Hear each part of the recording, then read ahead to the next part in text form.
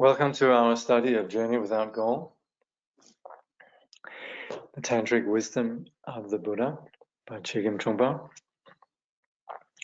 So as always, kindly generate the intention to integrate what we're studying here on the path, which is really driven by the wish to free every sentient being throughout the universe from suffering and establish them on the level of ultimate freedom. So that's why we're doing this. So in the Vajrayana tradition, then we very much base our journey on the inspiration, guidance, and continual referring to our teacher and our lineage. Very much because what we are integrating on the path is that which is beyond words, and where our ability to actually relate to everything we touch on in the Vajrayana tradition is actually premised on our continual referring to the marvel and the extraordinary qualities, the enlightened qualities of the Guru and of the Guru's lineage and of the men and women who have done what we're doing. So it's very there's a very real sense of presence of the teacher and the lineage, and so what very often is done in terms of Vajrayana yoga is first thing in the morning to invoke the lineage through a practice that's called calling the Guru or calling the Lama or crying to the Lama. And there's a particular liturgy then, which is included in Journey Without Goal, which is then the crying to the Gurus from afar by Jamgon Kongtrul.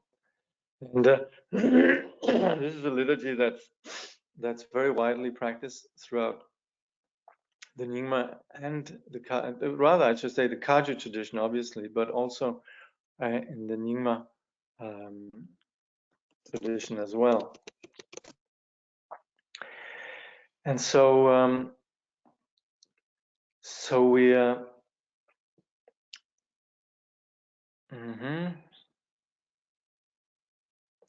so we spoke last time. I think we have, yes, Atisha. Yeah, that's right. So now today we're invoking the fathers of the Kagyu lineage, and it reads: Three supreme siddhas, Mapa, Mila, Kambopa, think of me. Look upon me from the Vajra realm of great bliss.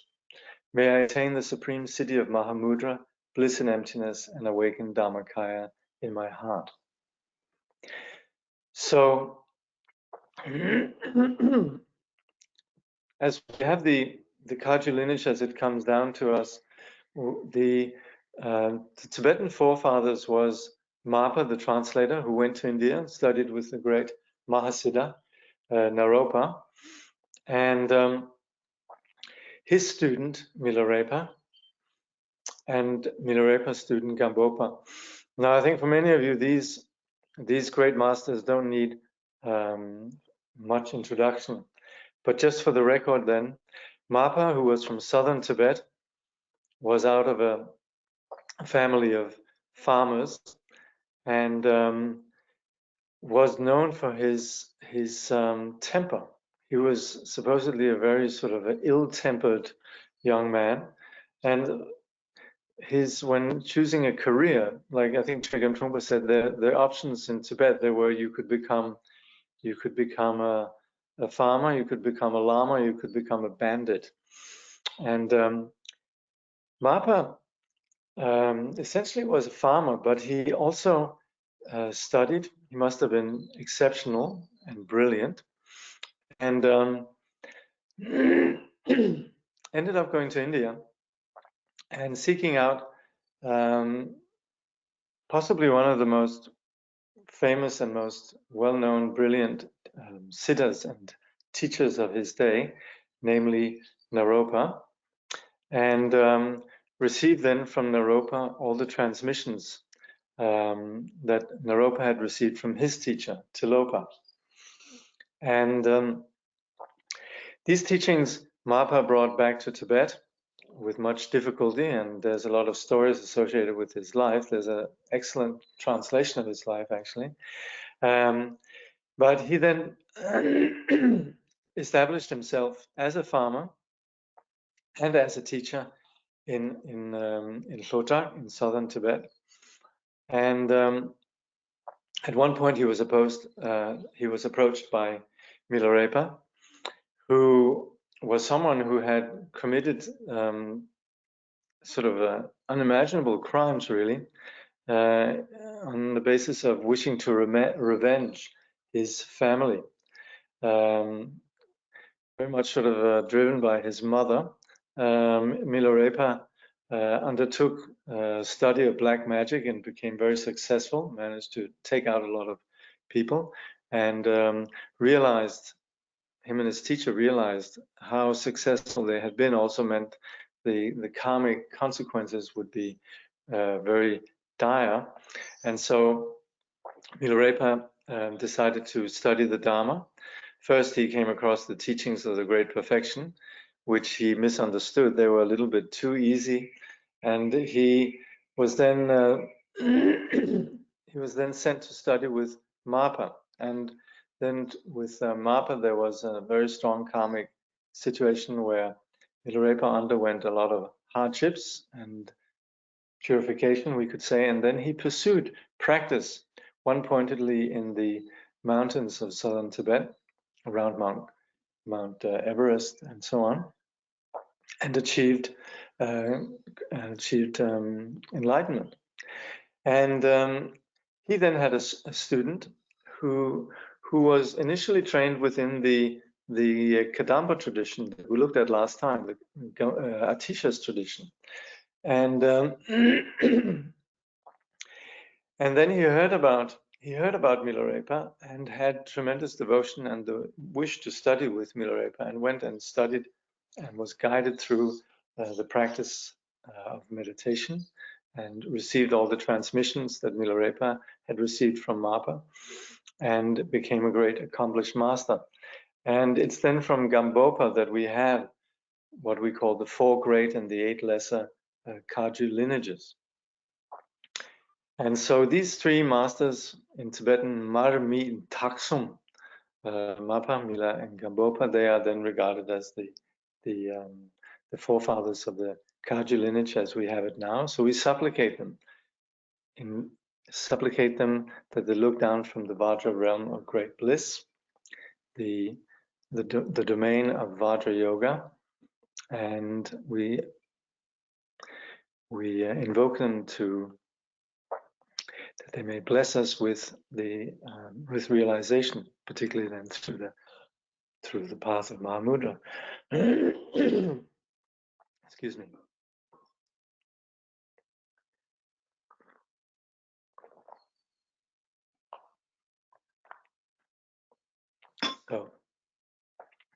So having invoked them, the Kagyu fathers, then we're going to look at the next section in our book, non-theistic energy.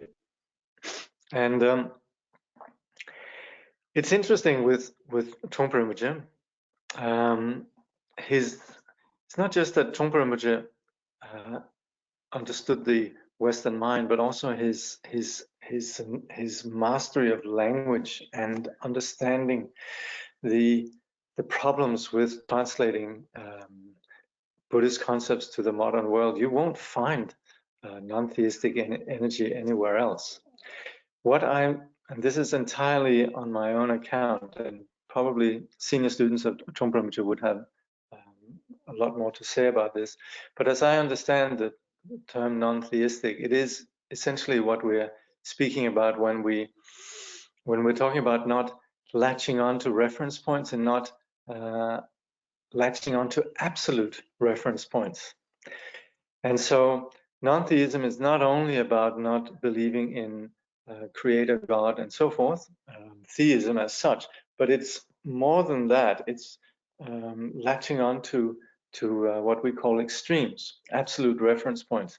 And that's where I would tentatively suggest that what we are essentially talking about in this chapter and what Trungpa is introducing is what we very often in the gradual path refer to as the middle way. And Trungpa I think might have identified how the presentation of the middle way in the modern world is fraught with a lot of difficulties. It is essentially what we talk about when we talk about Madhyamika. You can meet people who have come across Madhyamika teachings for decades and who still are baffled by the way that Madhyamika teaching is presented. And this is actually tragic because Madhyamika teaching speaks about there's nothing not to love about the Madhyamika. But the teachings on Madhyamika, emptiness, and so forth, they come with a particular language that was created in India and which was really directed towards the theism, if you like, of the old India. And as such, there's a lot of refutations against very difficult philosophical positions that for the students of Madhyamika, then they're taken through these refutations that are very difficult to relate to and make sense of. And so the discussion of Madhyamika very often becomes one that is painful for the modern audience, which is very sad because the message of Madhyamika is really that we could exist beautifully without dogma, without latching on to reference points. And this is the foundation. It's the necessary foundation for us progressing on the path, and particularly approaching the Vajrayana. So being clear right from the start that in Vajrayana we're going to be pursuing this vipassana that's universal for the entire Buddhist path, when we're freeing ourselves from our innate tendency to want to objectify and latch on to something. It can be something subtle. It can be spiritual materialism. It can be some sort of notion of something, and this is what is essential for our journey in the Mahayana to free ourselves from it. The whole Mahayana is the very vision that there's nothing that we can objectify, and are limiting ourselves in terms of trying to have reference points. It limits us in terms of understanding reality. It limits our own energy and our own path. So the Mahayana is founded on this limitless abandoning any reference point, which is what we refer to as shunyata. And it's also implicit in the Bodhisattva vow, which is about never retreating into enlightenment as a personal project, but again, which is the limitless dedication beyond all time and space. So this vastness is the foundation really of the Vajrayana journey. And so this is where we're relating it, like we've talked about before, the paradox that there's nothing that we can latch onto, and yet while there's nothing we can latch onto, there is continually this play of the phenomenal world. It's just the phenomenal world, when it's seen in a dualistic sense of self and other, this and that, this is where we get caught in samsara. And for us to engage in the vision of the Mahayana, it's essential that we embrace this understanding of lack of any reference point. So this is what we again and again come across in the Prajnaparamita, the Heart Sutra, and also the teachings on Madhyamika. So in the present chapter then on non-theistic energy, we are talking about energy, and this is very much from the point of view also of what we call the third turning of the wheel, referring to what we experience. Very often Madhyamika also is presented according to the second turning of the wheel, and you could say the emptiness of the whole objective reality. And so the understanding of emptiness is very much in terms of understanding there's nothing that we objectively perceive that it can actually exist and possess inherent truth. This is a biggie, but it's really that insight which liberates then liberates the subject, the wisdom from within, and that wisdom exists within the subjective dimension. Of course, it's not through having the knowledge of something externally that we're going to be set free, but it's through the process of working with our personal experience, and that's then where the dimension of the third turning of the wheel, what we call Buddha nature, is about this wisdom. So this is where we in the Vajrayana we're operating very much with this dimension of wisdom. And this is also how we understand the path in terms of deity, in terms of energy, in terms of this dimension of experience, not just in terms of, you could say, philosophically understanding everything, but very much in terms of working with our experience of person. So that's where we work with deity, we work with the notion of energy.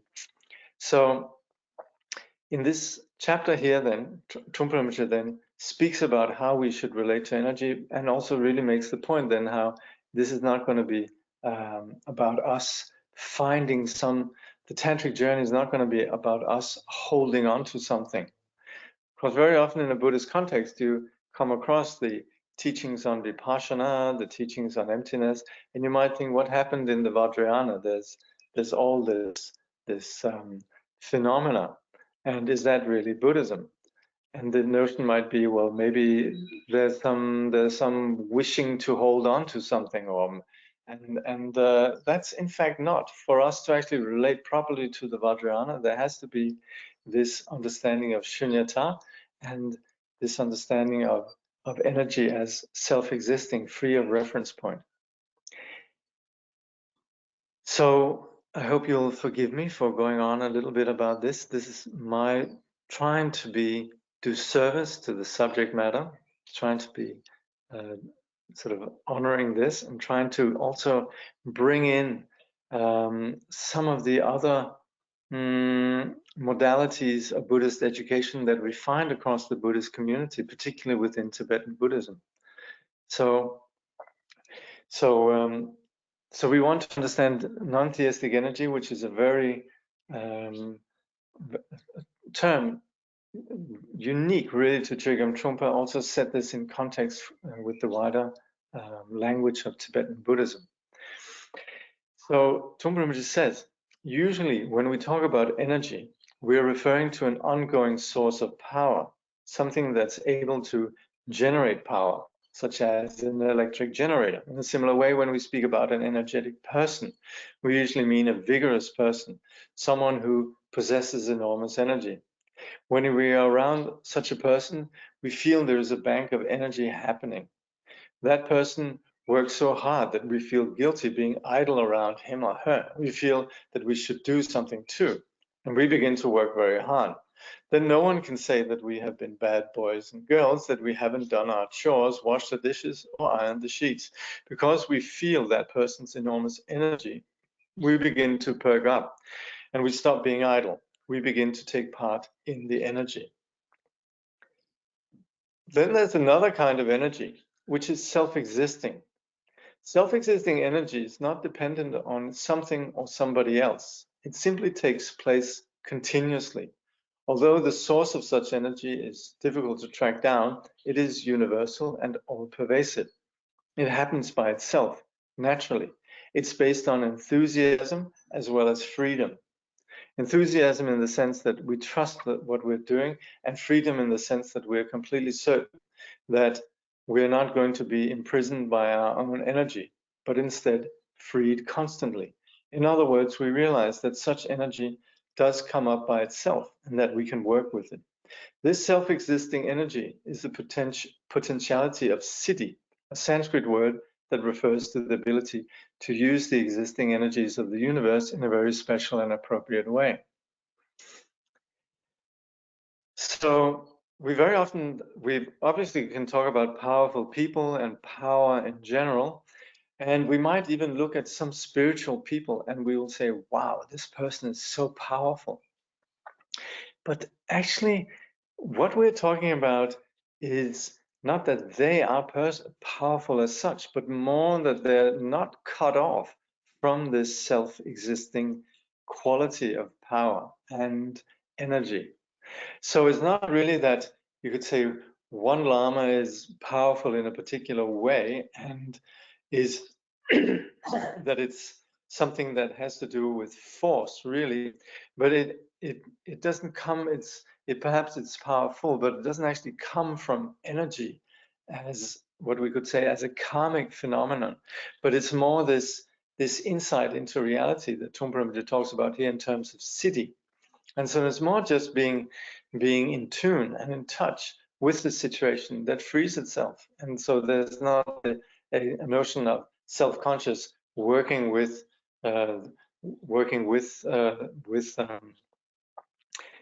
manipulating our reality, but more just responding in an awake way.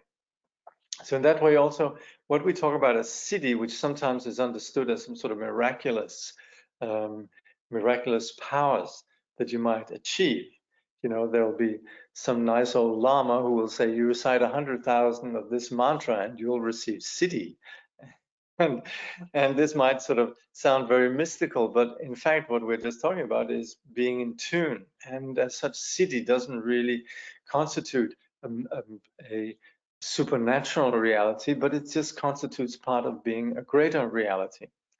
So us being in touch then with something that lies beyond the ordinary scope of our duality is then being in touch with this energy, self-existing energy. So Trungpa just says, self-existing energy is difficult to describe in words or concepts. When we try to describe this pattern of energy, we're only finger painting. Basically, it is the energy of the psychological realm. No matter what state of mind we're in, we experience a particular quality of life. That is, we experience an emotion. We begin to feel an electric spark taking place. That energy can come out of having a quarrel with our wife, or out of having a severe accident, or a love affair. It comes out of being either rejected or accepted. This energy is created both when we fail to do something and when we accomplish something. Rejection or acceptance by the world does not mean that the energy is either invalid or valid. Rather, there is a transparent energy happening all the time. Whether we are in an appropriate situation in accordance with the laws of the universe, or we are in an inappropriate situation, not in accordance with the laws of the universe, energy is constantly taking space. This energy, from the Vajrayana or Tantric point of view, is simply the energy that exists. It does not mean being hardworking or extremely industrious, always doing things, being a busybody or anything like that. This energy can come from all kinds of challenges in the positive or negative sense. Such energy takes place constantly. So again, we're talking about the reality of energy there is, and of course we could be wise persons that are handling energy wisely, and we could also be not so wise person, and like Trungpa was saying, we could be out of touch with the laws of the universe. But the reality is that we find ourselves in a dimension of energy continually. So we want to first of all just acknowledge that such energy exists. And again, like we looked in the previous chapter in terms of mandala, it's more about us beginning to be sensitized to this dimension of energy that's taking place without necessarily wanting to label it as being good or bad. This is simply the stuff or the material that we are working with.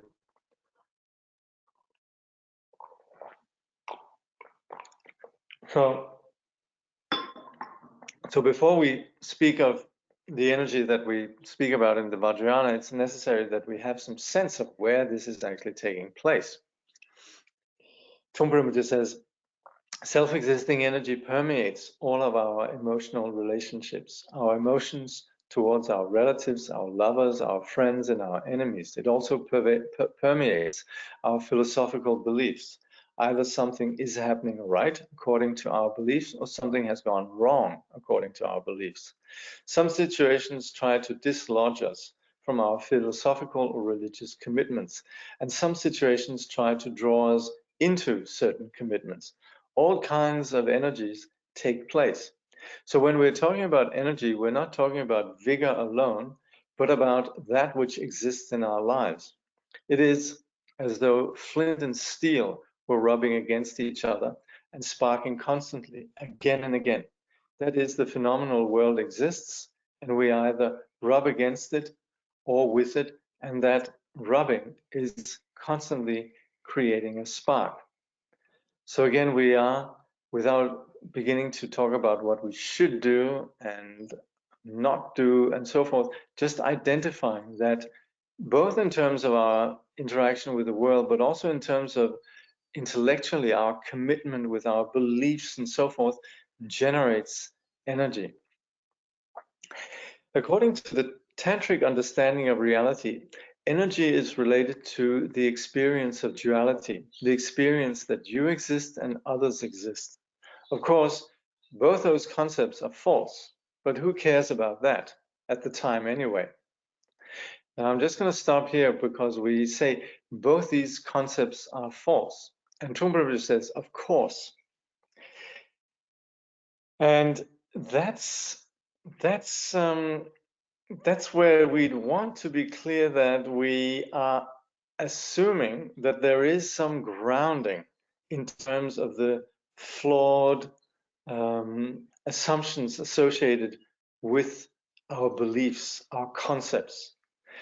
The students here hopefully have some notion that our concepts in terms of self and others are groundless. It's a premise for us discussing energy and discussing the path, that we're actually clear on the notion that we should not believe everything we think, and we should not believe actually even that the very existence that we experience, as well as the perception of others, that these concepts have ultimate validity. So that's where we could say that's a given. But also here we're going beyond just those concepts. So we are saying, okay, the objectively existing reality has no inherent existence. This is the teachings of the middle way. This is the shunyata. But right now, we're not going to latch onto those concepts. It's like we have the view, the intellectual view, but we're not going to make a big deal out of that. That's sort of a given. Okay, yes, everything's empty, but who cares for the time being? It's a given, it's a solid fact. It's like the sun rises in the east, but I haven't actually thought about it today. And so that's where life goes on. We have to have breakfast, we have to do things, whatever we're doing. So at that point, there's a lot of realities that we abide by, but which necessarily we're not concerned with right now. And so Trungpa then is introducing this notion that yes, these beliefs in inherent existence and so forth, they're flawed. But anyway, who cares for the time being anyway? So he continues, the deceptive existence of you and others and other rubs together nevertheless. Sometimes you're conquering the world and sometimes the world is conquering you. It is like riding on a balloon in the ocean.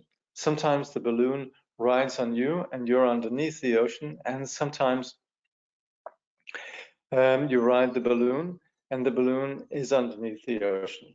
That kind of duality takes place constantly. That kind of electricity takes place all the time. So we might have you could say, an understanding of reality, but nevertheless, we're still experiencing various kinds of relative realities that very much give us a sense of we're on top of the game or we're not. So he continues, so the basic notion of energy is nothing particularly magical or miraculous. It is simply the rubbing together of the duality of you and the phenomenal world, you and other. We're talking about that spark, that fire. It is real fire, real water, real earth, and real air. The real elements are working with you.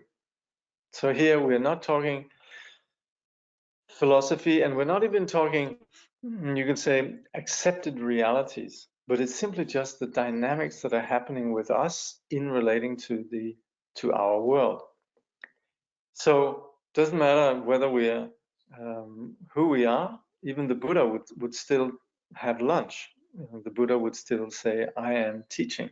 And we, regardless of how much we have understood about reality, we still nevertheless function in terms of this situation of self and other. So Trungpa Rinpoche continues, still at this point, we have no idea who you are, actually. Let's just say we're talking about the basic you. Let's leave it vague at this point. Otherwise, it's going to get too complicated. Just leave it at you, this vague stuff that exists somewhere or other in the middle of the cosmos. So we're doing this without any philosophy. At this point, the question arises how we can handle or utilize such energy. In fact, that has been a question for a long, long time. For 2,500 years, the same question has been asked. How can we handle self-existing energy? How can we work with it? Fundamentally, that question is the question of how to handle duality or the basic split. So the challenge from the time of the Buddha onwards, from the time that the Buddha discovered that awakening is possible, that we could actually see through the deception of this duality, then continually students who have followed the Buddha have been asking themselves and essentially working at the core of their path with how to work with this situation of there's a cognition and there's an object of the cognition, and the energy that is associated with this situation, this that we're rubbing against, self and other, working with that. And this is the stuff of the path of awakening from the time of the Buddha until the present day. So the split between self and other is taking place constantly creating energy, and we're always trying to work with it. Our approach is usually to try to unify the split in order to avoid the energy. And this is where we do this thing of covering up. This is sort of very pedestrian level of philosophy, but it's sort of like smoothing out our reality. Trungpa says, we may say, I'm a good man, I'm a bad man, I'm Joe, I'm Mary. In doing so, we're trying to bring self and other together in a superficial sense, as if no energy existed at all, as though everything were going smoothly. There's nothing to worry about, everything's going to be okay. I'm Mary, and that's smooth. There is no gap between I and am and Mary at all. Or we try to avoid the split by refusing to say I am. Instead, we may say, my name is Mary. Still, we have a problem. That approach of smoothing things out and trying to make everything presentable and respectable brings enormous problems, enormous questions. In fact, instead of getting rid of energy, it raises further energy. And that, of course, is also where we have this gap between how we are sort of naively led to believe that our lives should just be in a particular way. We should just be ordinary persons. And there's a sort of a very two-dimensional, if not one-dimensional understanding of how we ought to be, how life ought to be, which is continually challenged by the continual non-linear and multidimensional presence of reality, which is not at all like that. We don't at all exist in terms of just these sort of simple labels. We can abide by it, but it's almost as if the degree to which we are truthful, it's not gonna work. If we really have very little connection, then it might just work fine. We could actually just smoothly unconsciously go through life without anything going wrong in terms of this smooth approach. But if there's some sensitivity, and particularly if there's some aspiration to truth, then these kind of oversimplifications, they tend to break down. Trungpa continues, the attempt to define who we are and who we are not is basically split into two approaches, the theistic approach and the non-theistic approach. In the non-theistic approach, we simply acknowledge the dualistic gap rather than trying to unify it or conceal it. In the theistic approach, there is an ongoing attempt to conceal that gap completely. There is a notion of spiritual democracy. In fact, that approach is often used in dealing with political and social problems. Blacks are not against whites. We're all the same species. Since we all live on the same earth, we should regard ourselves as a brotherhood. So we have this kind of idealism which fails to actually acknowledge things as they are. They're operating with what we would like things to be, how things ought to be. Trungpa continues, that approach of covering up separateness, pretending that the black man is a white man, is the cause of all kinds of problems. But the theistic approach can go much further than that, up to the point of covering up any differences. Let us have real unity. We can conceal this problem. We can iron it out completely like a cloth. Let us work it out. Let us work in such a way that when we have ironed our sheet, we can even conceal the seams. In fact, we can make the whole sheet seem to be made out of one big cloth. God is in us and we're in God. It is all one. So don't worry. So that could be sort of a very unifying thing that just takes care of all the problem. We're all one. Let's all just tune into the fact that we're all one. But of course we're not. And while we could have some sort of practical ideological attempts to sort of create democracy, equality, and so forth, then there's the sort of spiritual dimension where it could go even further and saying there's absolutely no difference between any of us. We're all one. Again, this is very much creating some sort of absolutes. And again, this is where we can, regardless of whether we're just talking, you could say democracies or ordinary secular approaches to this, or we're talking spiritual, it is a form of theism in the sense that we're trying to smooth this out by asserting some absolutes. So Trungpa continues, another way to cover the gap is to try to eliminate discomfort. The modern world has provided us with all sorts of conveniences, television, beautiful parents, lots of toys to play with, automobiles, and so on. There are notices everywhere, offering entertainment and telling us how to handle ourselves. Even while we're flying in an airplane, we have food to entertain us. The world has provided all kinds of entertainments to make us feel better, to make sure that we don't feel bad or lonely. When we board an airplane, the stewardess says, welcome, ladies and gentlemen. I hope you have a comfortable flight. Call us if you need any help. That is a theistic remark, and such remarks occur all the time. We could, of course, be boarding the airplane and we could just be left on our own. We might get food if we're lucky. There might be somebody says, well, if we have time, we'll tend to you. That is, in fact, the reality. But we kind of tend to expect that there's going to be this very sugar-coated approach that we are certainly there for you all the time. We try harder, all of that. So this is where we're trying to smooth out the reality that, you know, there's a staff on board the plane that's doing their best, and it might work satisfactorily, but it might also not work satisfactorily. But it's essentially a very real situation of just men and women trying to do their best in the context of the situation of being on an airplane. But we have this sort of sugar-coated approach with like, this is a wonderful situation and we're there for you. This is almost taken for granted throughout sort of all the the sort of various workings of the modern society. You know, the checkout person. How are you today? Have a nice day, and so on. And on the other hand, Trungpa then says, we could act without guidelines. This possibility may be completely unappealing to people who are used to their luxuries. Nevertheless, it's a very truthful way to relate with things, and there's no room for deception. In this approach, there's no hospitality.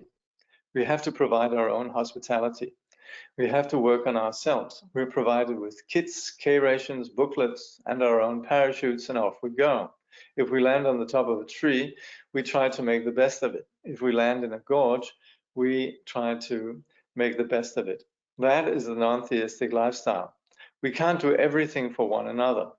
We have to make do for ourselves. We have to learn how to live with nature. So the non-theistic tradition, it's much harsher than the theistic tradition. It's very skeptical, unyielding, and somewhat outrageous.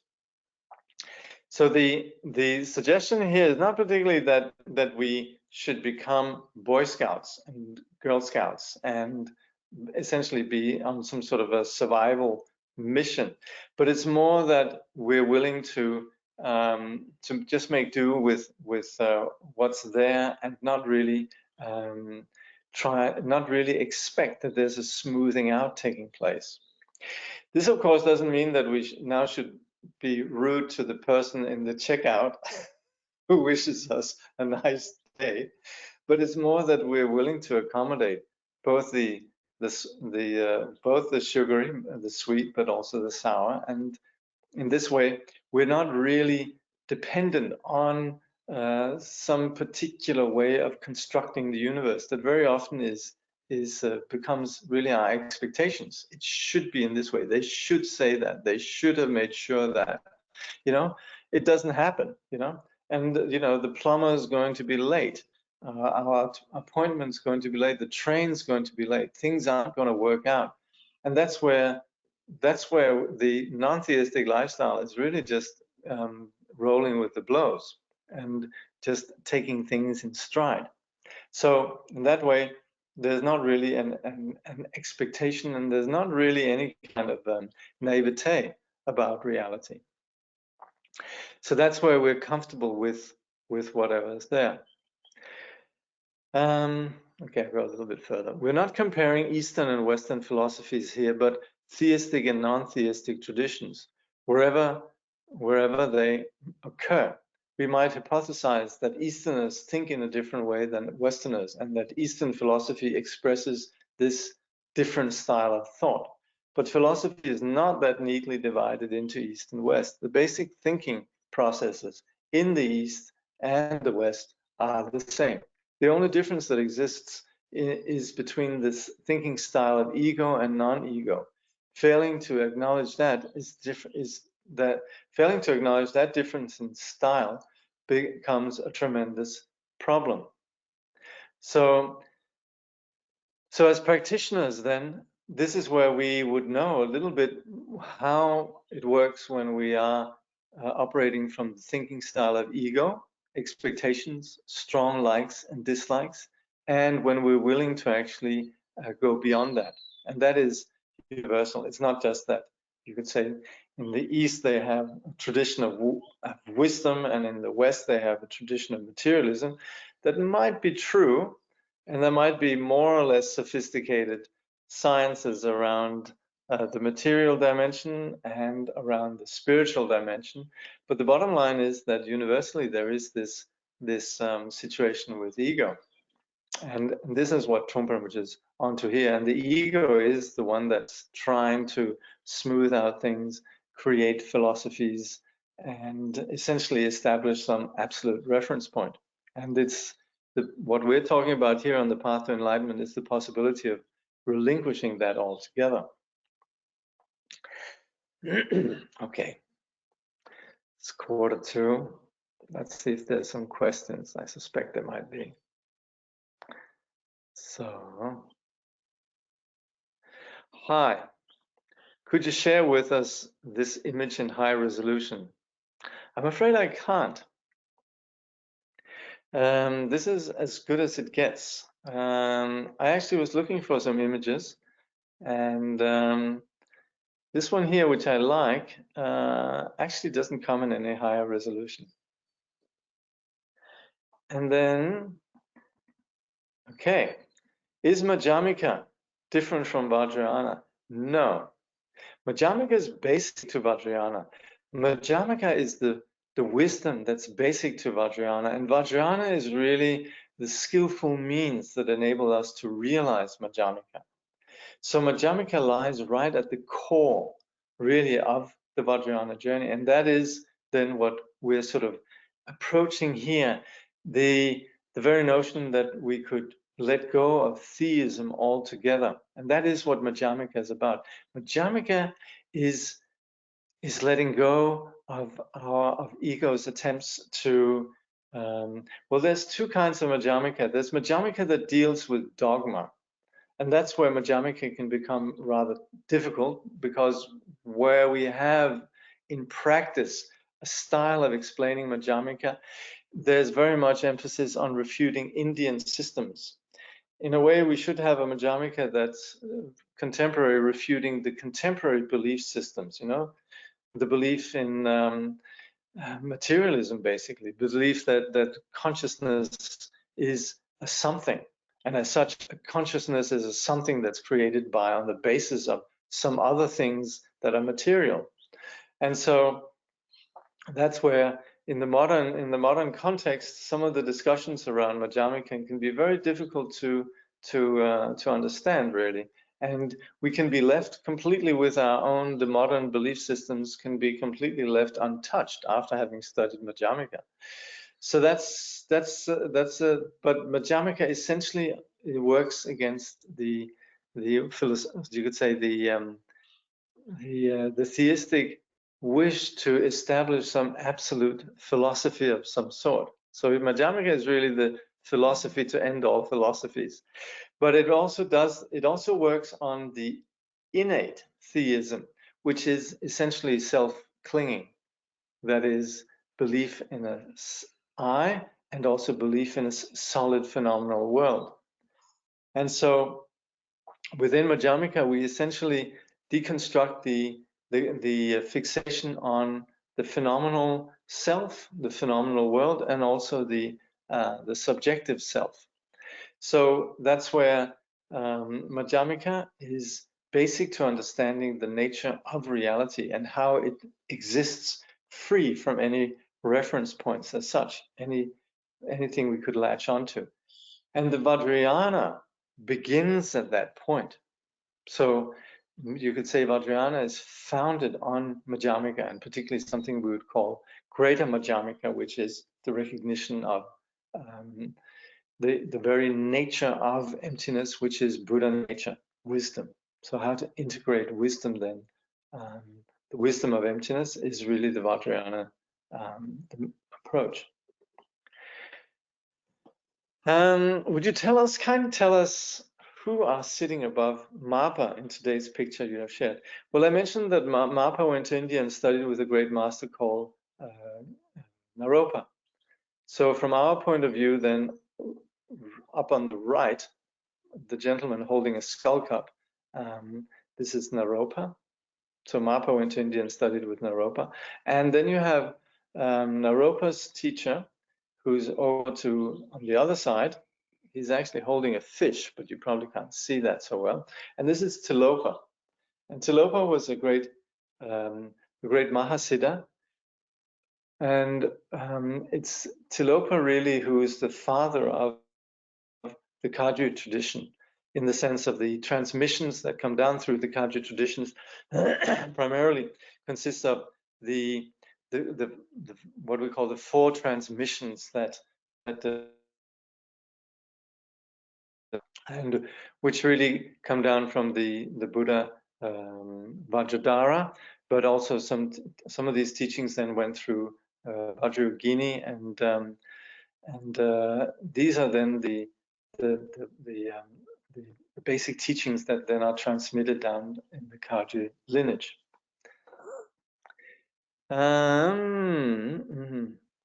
Dear Jakob, might you explain how we develop intense devotion without attachment or fixation?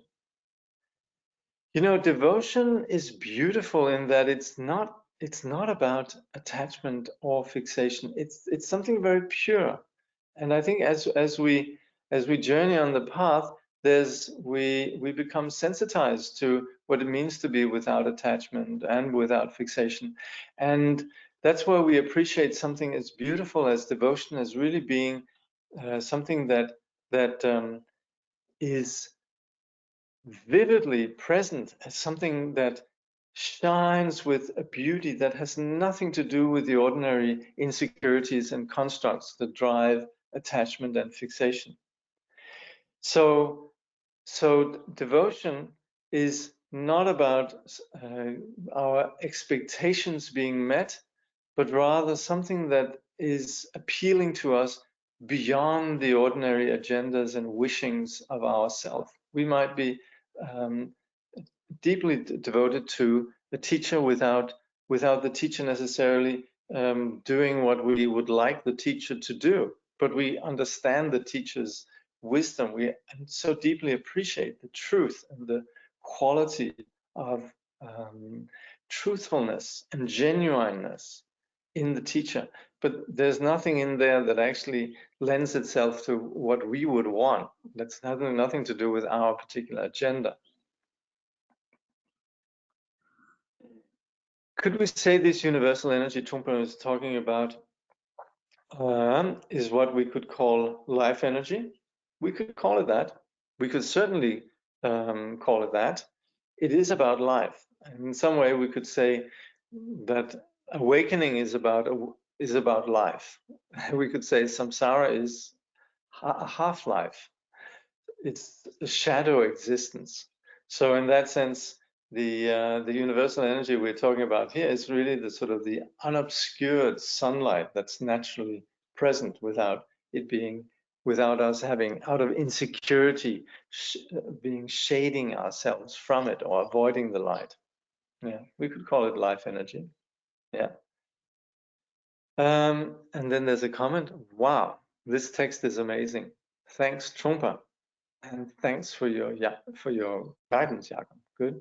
I'm glad if it's helpful. I'm really concerned also of doing justice to this. This chapter here is difficult.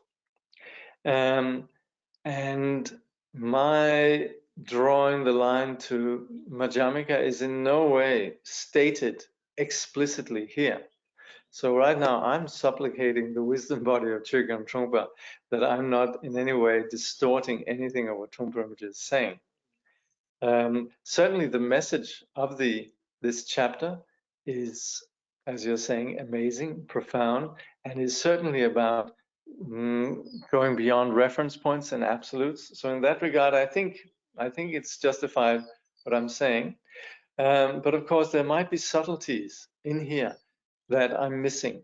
And so from that point of view, also, I'd like to encourage you to, as with anything really that we're doing, please read it for yourself. And again, you will find that as you read these texts again and again, it will speak differently to you as you progress along the path. It will, you revisit the same texts and they'll bring new insights every time. Why is it a form of theism to assert we are in the human realm, i.e. all humans, where this is not necessarily about being idealistic, but rather from the perspective of not focusing on the categories and details of differences? I wonder how important the details are when we are seeking to see through the illusion of dualistic reference points that we otherwise attach to, notwithstanding that we accept the limitations of our dualistic appearances. Well, if we do accept the limitations of our dualistic appearances, then we're okay. It's more when we are being idealistic. And so that's where, of course, there's nothing wrong with, for example, asserting human rights. But it's more when we go along and say we're all the same. We're all very different. And I think most people appreciate that. It's sometimes just that in the discourse that there's some sort of there's a lack of recognizing how vastly different we are, and that's where we fail to really acknowledge the superficiality of, you could say, legislations and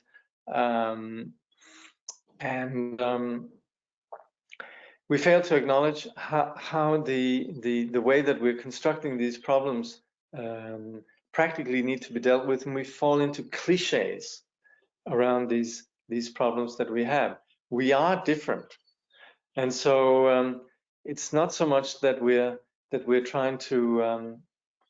In a way, we're actually much better off. I'm thinking, actually, this is entirely drawing from philosophy, but there's a German philosopher contemporary called Ulrich Beck, and he speaks about how it's in the past we very much tried to focus on the equality of everybody, and that's very often where we fail. We actually need to acknowledge the multiplicity and the differences. So rather than in the past, democracy was founded on trying to establish the how we're all the same, then the modern world with its globalism is very much involved with problems that actually can't be solved if we think of everybody as being the same. And his point is actually that we need to appreciate the differences that we all have. So in some way, that's a little bit along the lines, I think, of what's being said here. But of course, this is a difficult discussion because, yes, we're talking about things that are really right now percolating in terms of, you know, Black Lives Matter and so forth, all of these very charged, highly energized discussions that are taking place.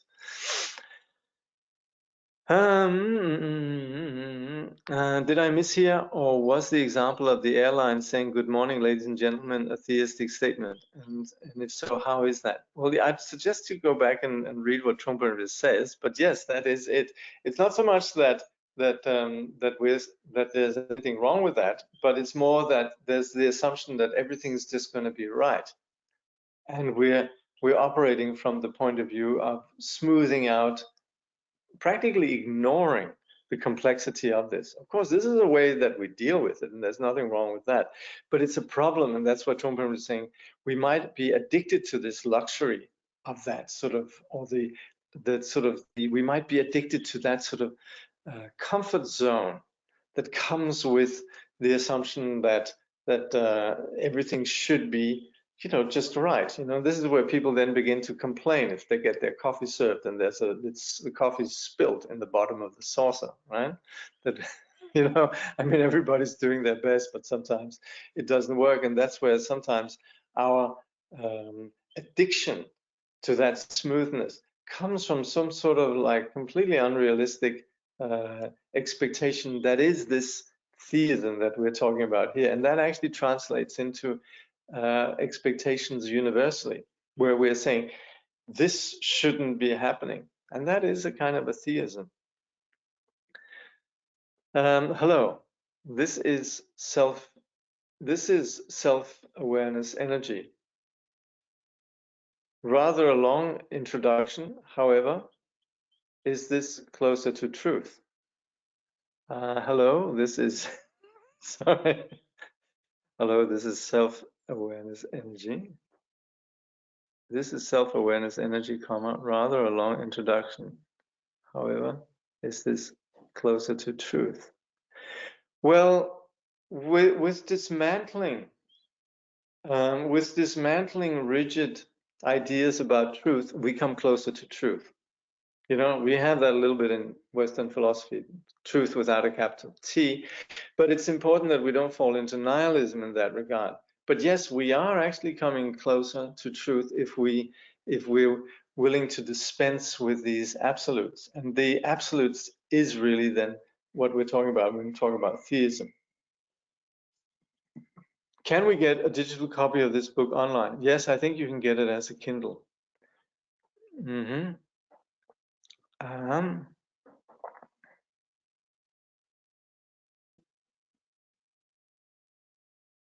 The energy we can that energy we can feel seeing just pictures of the past masters, like they are right here next to my side.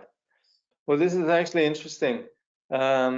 We could very well, and along the lines of the notion of devotion without fixation or attachment, that is actually, we could say there's a particular blessing that takes place when we see representations of masters. That happens. If you have that kind of disposition, then yes, this happens. Of course, right now we're sort of pursuing this study in a somewhat skeptical, emphasizing skepticism, but we're not falling into cynicism either. And so I'm very happy that this comment comes up. Yes, actually, seeing tankas of masters could very well invoke what we literally could call the non-theistic energy.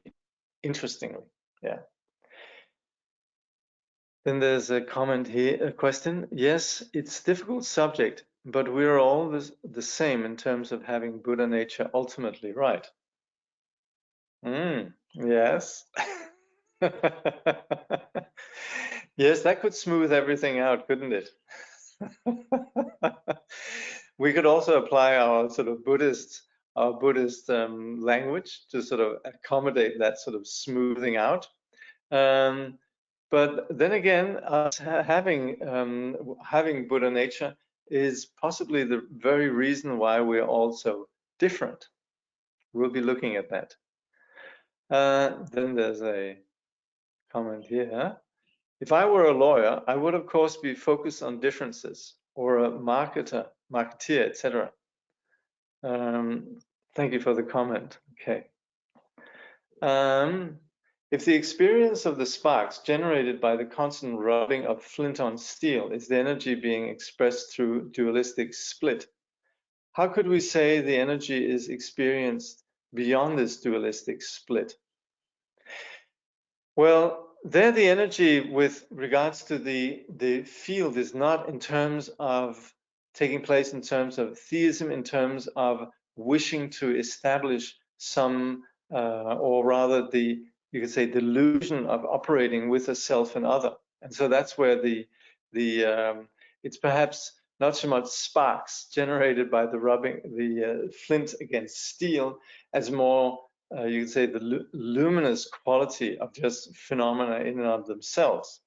This could sound a little bit trippy, but I think what we're talking about is that our experience with the phenomenal world without the dualistic split is energy set free. And so we right now have an experience of energy, and we do have an experience of appreciation and the interaction with the phenomenal world, but it's still very much premised on a self that is, you could say, struggling with the phenomenal world.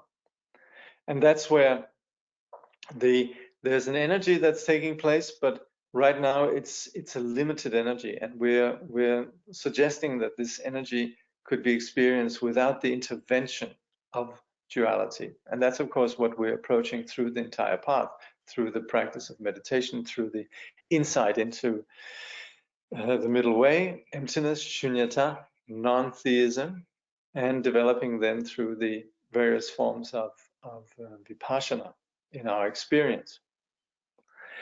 Okay, then there's the comment here. If we were to introduce ourselves in this way, rather than saying, hello, I am Jane. Okay, so we could, you mean we could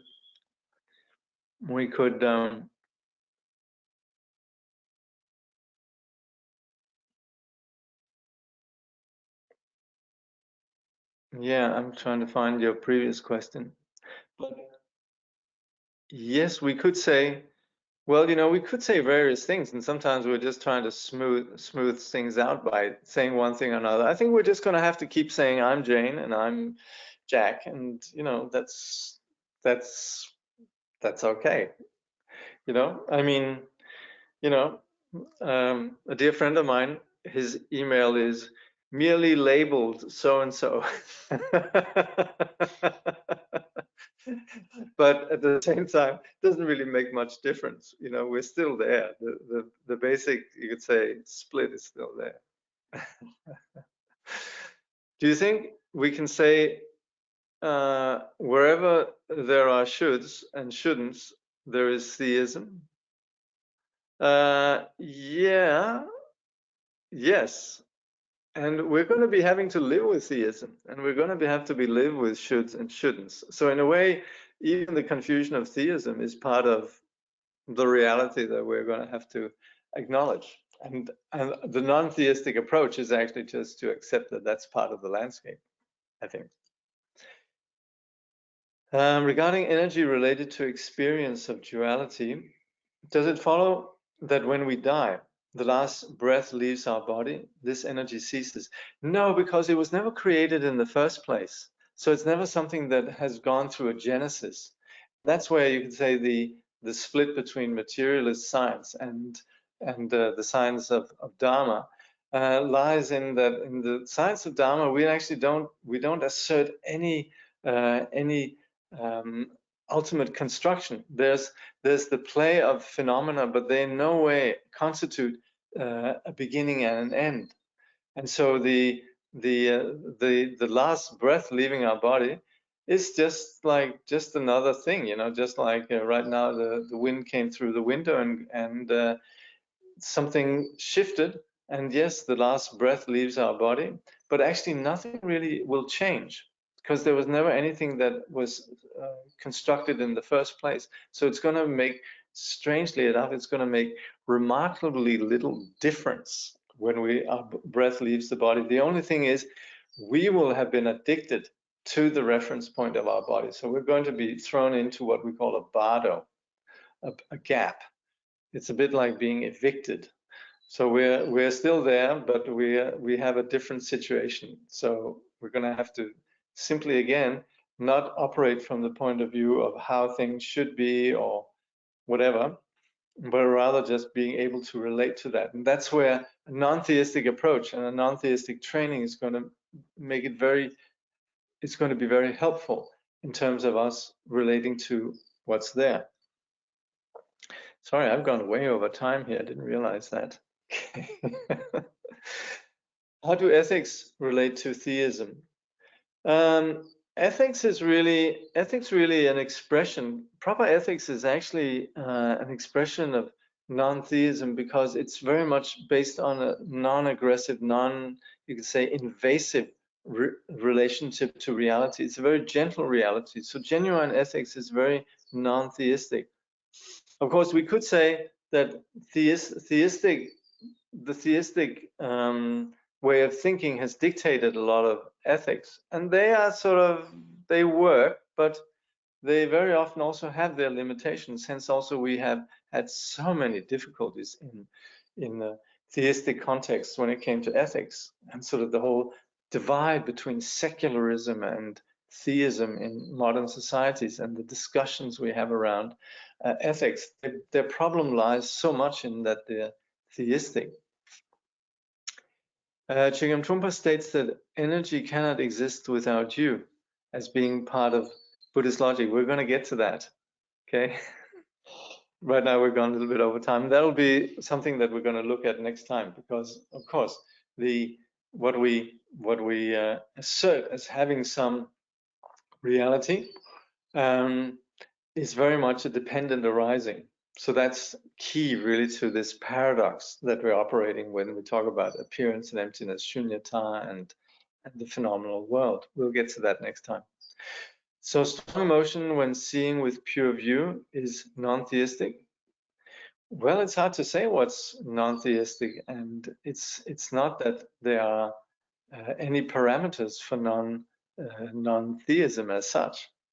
So we could say that when we begin to experience non-theism, the ordinary limitations of duality sets us free. But I would say to equate that with strong emotion would be a big mistake. Strong emotion in general is what fuels delusion, theism, if you like. So strong emotion is very often, you could say, essentially comes from a place of rigidity. Yeah, Like Hema Hema, possibly. We could say, hi, I am self-awareness energy. We could. You can try and say that when you walk into the bar next time before you order a drink. See how that goes. So someone saying your commentary is helpful. Thank you. Thank you, Jakob. A reminder that this chapter is also available on audio at the Chronicles website. Yes, by all means, please check out. I have put in the reading folder or resource folder, whatever it's called, a link that will take you to the Chronicles page where you have Chögyam Trungpa actually presenting this. No beginning and no end is difficult to understand in the context where we and the universe, planets, able to come from, and began in the context of Big Bang. Yeah, so we're talking about simply just this is where we in Buddhism distinguish between two truths. So of course we have our experience right now, conventional experience of beginning and end, and that's also where science operates from when they're trying to construct theories such as the Big Bang. And that's all very valid in terms of just trying to understand the world and so on. But the bottom line really is that anything that is conditional, fluid, and so forth doesn't possess any ultimate inherent existence the way that we attribute it. So our attempts to pigeonhole and classify and categorize reality fails, and this is where suffering originates from. So that's where it's quite important that we differentiate between relative truth, and that's where the Buddha, he said, when it comes to relative truth, I agree with whatever ordinary people say. So if people come up with the Big Bang theory, you know, one year, and then they come up with a different theory the next year, and then they have string theory, and then you have views of quantum mechanics and so on. You have all these various theories, then you can quite simply just say, yep, because they're true from the premises that they're based upon. But at the same time, in terms of establishing absolute truth, it's difficult for us to ever be able to pinpoint something that has any ultimate reality of any kind. And that's where it's very important, and it really sets us free when we begin to appreciate this dimension of absolute reality. And that is also where we want to head in terms of becoming wiser. And that is why Trungpa also is floating this idea of non-theism and making this the foundation really of the Vajrayana journey, that we're not trying to come up with a new revised view on reality. So as someone comments here, the truth cannot be spoken. Oh yes, so true. Okay. Thank you for that. Thank you for speaking that. All right, we'll conclude at this point. Thank you for hanging in there. Went a little bit over time, but like I said, this is a big one. Okay. Someone's off to iron their sheets. Very good. Okay, make sure you iron the seams as well. Okay. All right. So here we go. Through this virtue may all beings throughout existence awaken together without a single being left behind. In the pure realm of the luminous essence, the ground of the great perfection, may they remain inseparable from the kayas and wisdoms. Through all our births, wherever we may be born, may we be endowed with the 7 good qualities of the higher realms. As soon as we're born, may we meet with the Dharma and have the freedom to practice it properly. At that time, may we please the holy gurus and practice the Dharma throughout the day and night. Realizing the Dharma and accomplishing its essential meaning, may we cross the ocean of existence in that life. Thoroughly teaching the holy Dharma in this world, may we never tire of accomplishing the benefit of others. By this vast benefit of others, without partiality or bias, may all attain Buddhahood together. Thank you.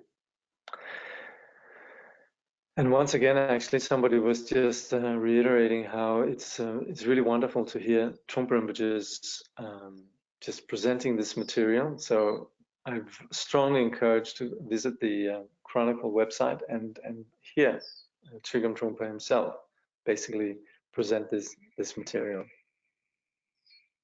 Okay. See you next week.